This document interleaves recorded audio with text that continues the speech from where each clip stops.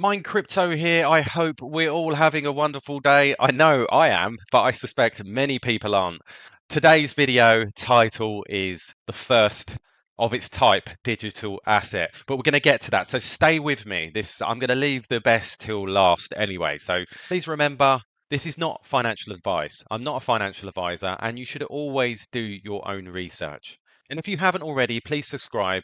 Please hit that notification bell so that you don't miss any further videos. So first and foremost, we look at crypto bubbles. We are ranked 41, down one, and market cap of 1.04 billion. Our price $86.44. 24-hour volume 16 million, and down 2.4% in the day, down 4.4% in the week, down 11.2% in the month.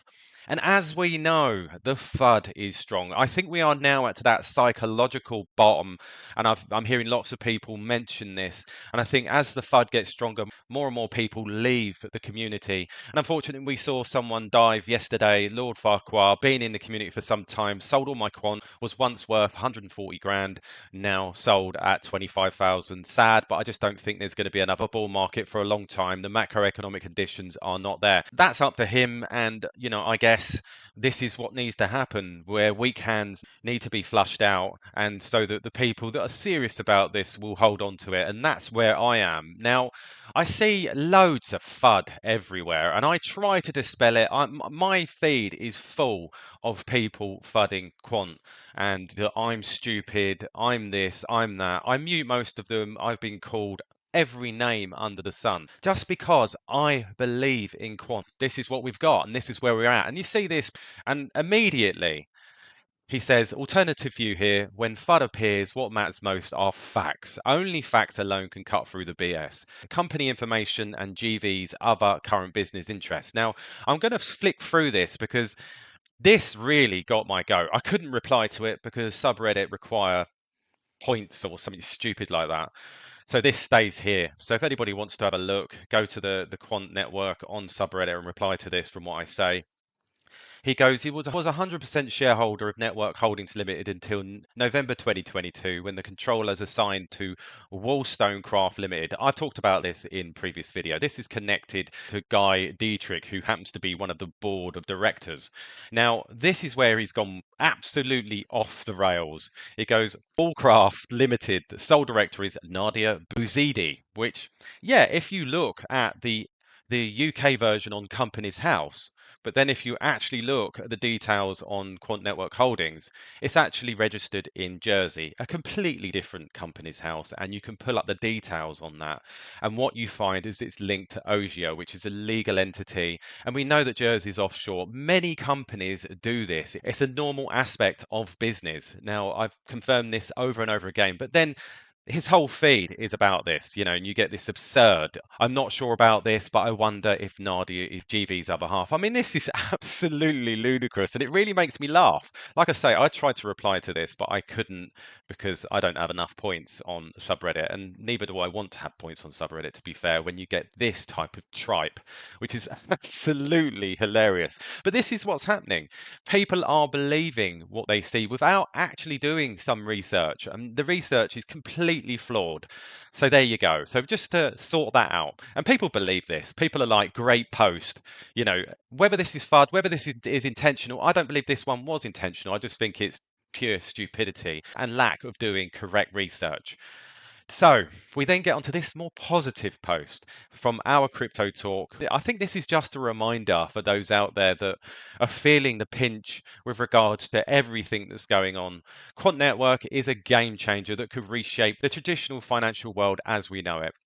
In this post, we explore 7 compelling reasons why invested in Quant is a smart move. First of all, interoperability pioneer, Quant is groundbreaking system that bridges the gap between the crypto space and the outside world.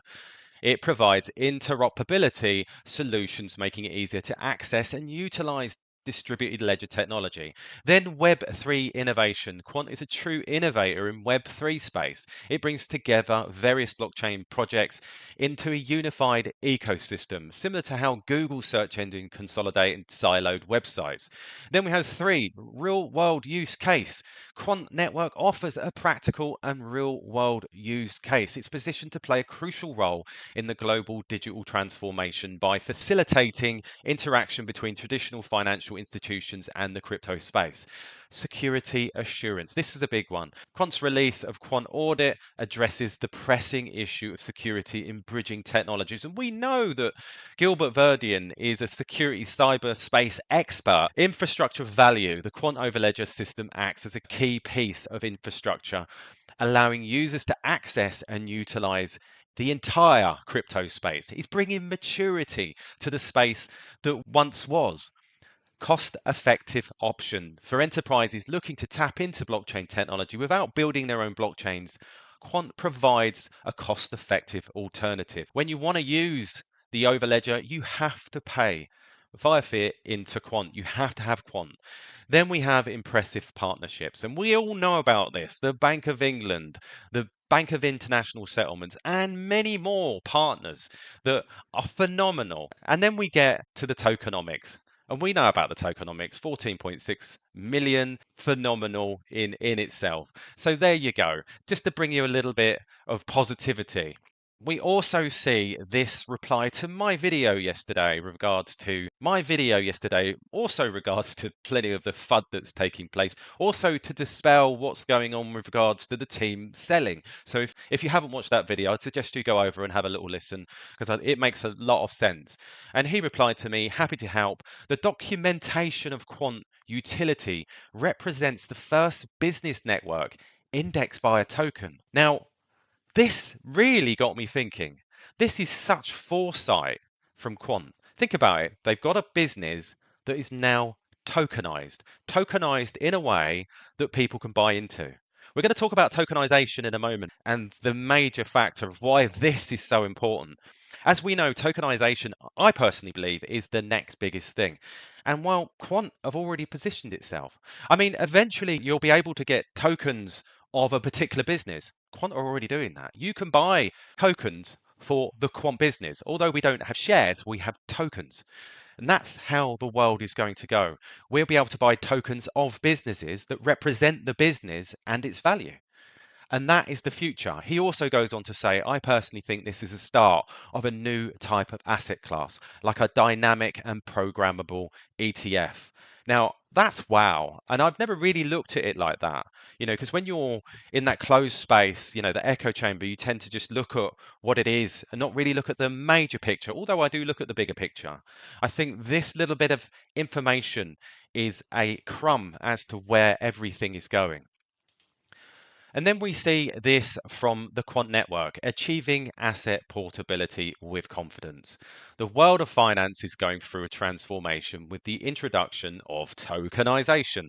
Well, they've already started it, which is expected to revolutionize the financial sector and encourage the widespread adoption of blockchain technology. However, one of the major challenges in realizing the benefits of tokenization is interoperability. Our point of view focuses on the importance of asset portability, discussing the obstacles involved in achieving interoperability between different types of tokenized assets across various platforms, and provides information on how enterprises can accomplish this in a secure, accessible, cost-effective, and future-proof way. Now, looking back at what the Hungarian Horntail said, this has got my lips purely puckered, because the foresight Quant had to tokenize effectively their business is what everybody else is going to do. Now, that's going to happen, I believe, on an institutional scale at some point. Now, we've got this video from construction trader ETH, which I found really important. Tokenization will help drive blockchain to mass adoption, and there's over $100 trillion in assets ready to be tokenized.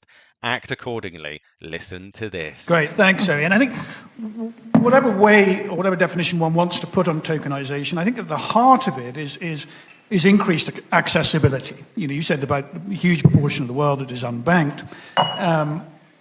within the investment world, there are a lot of products that are inaccessible to a huge swathe of investors, particularly private investors, retail investors, which they can't currently get. So in many ways, tokenization partially, this is a question for you, Ami, is tokenization helping to solve that because of the underlying fractionalization that it represents? Who kind of benefits from tokenization in the investing world? Yeah.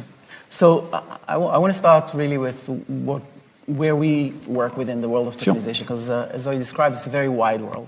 So there's tokenization of digital assets, there's a virtual digital asset, there's money, there's real asset, real securities. So I operate in the real world assets tokenization. So I don't have expertise in the other fields, but the field of real asset tokenization is what Larry Fink was talking about. It's what the CEO of Citi is talking about, CEO of Goldman Sachs, CEO of JP Morgan. My background is actually when I had my VC fund. And I saw the blockchain, and I saw Ethereum, and I saw Bitcoin, and I said, hey, wouldn't it be great if I could put my VC fund on the blockchain? And we did that, and that was the world's first tokenized fund. And that was about 5 years ago. It was hard to do. Nobody knew what we were talking about.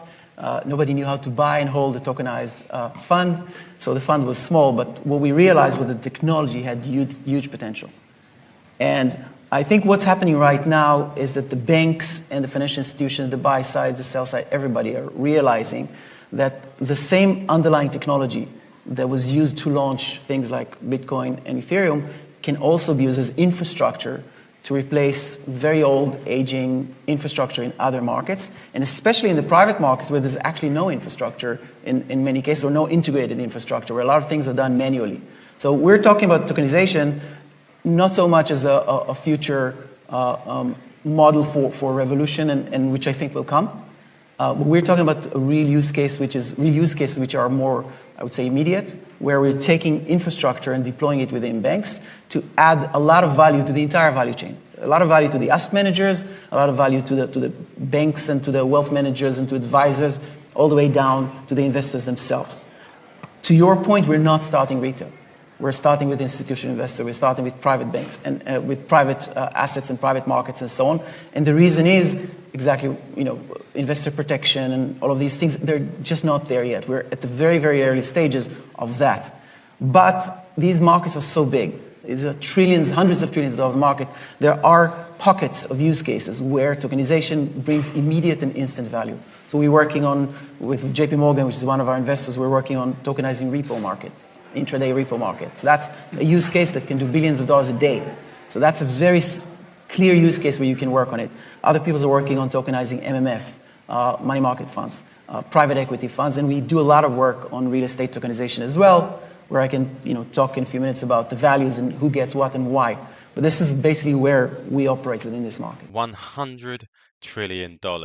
And they're starting with private organizations, institutions first before it goes out to the public.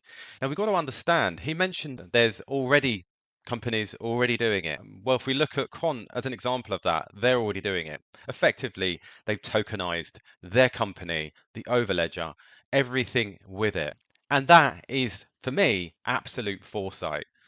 They're already tokenized. And he could have easily gone down the venture capitalist route, but essentially what he's done, he's tokenized the business, Quant Network, and that sort of blows me away when you think about it, the foresight and where we're headed to a tokenized society. We can see various scenarios where this is already happening. We've got NXRA who are actually tokenizing artwork, and this is only going to continue. There are others that are doing it, many other projects that are doing real world assets, but tokenization for me is probably the next thing that's going to come.